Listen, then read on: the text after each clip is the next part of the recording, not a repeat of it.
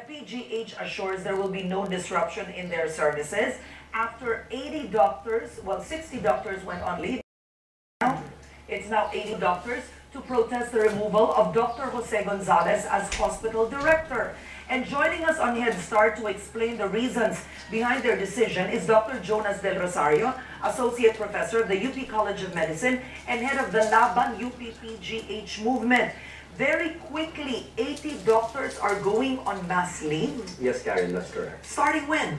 The call is to do it this week, so a lot of doctors are already filing their leave of absences. Okay, how long is the leave going to be?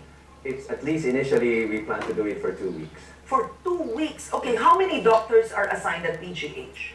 Well, if you count everybody, including about 1,000 doctors.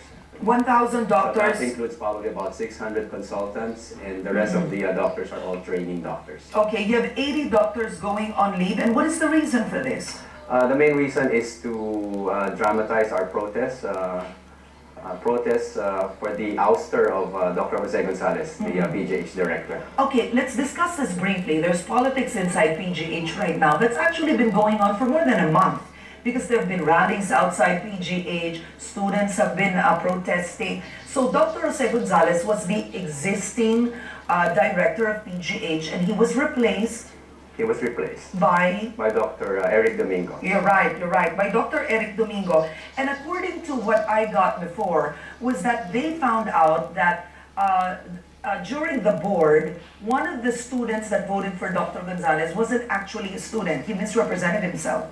That's not totally correct. I mean, the way that it was put out is the student is not a student. The student is actually part of the University of the Philippines system.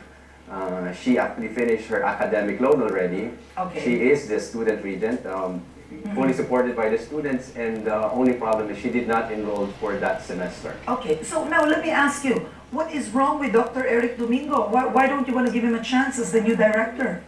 There's really nothing wrong with Eric Domingo. In fact, Eric Domingo, I know him, we're good friends. Our kids go to the same school.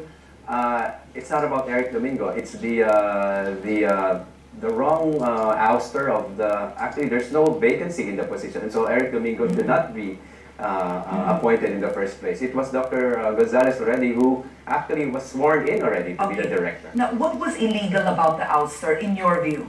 Well, because Dr. Gonzalez already was appointed, and then he took the oath of office, and then without due process, after about 3 weeks of functioning as a director, eventually he received a note that he was being replaced already. Okay.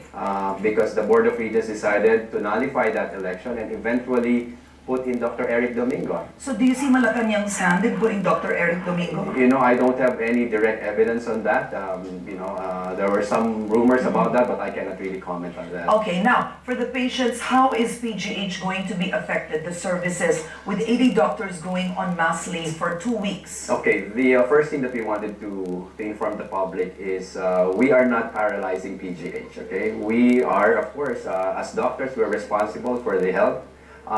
Anybody who needs treatment, especially critically ill patients who go to the emergency room, they will be attended to. Okay. Probably a little bit of slowing down of our outpatient department. Okay. Okay. All right. All right. Well, Dr. Jonas, we don't have enough time this morning, but thank you very much for dropping by Headstart to explain this. Thank you, and later I'll try and call you on DZMM. Okay. Okay, so you got it here also on Headstart, 80 doctors going on mass leave at PGH, which they assure they will not paralyze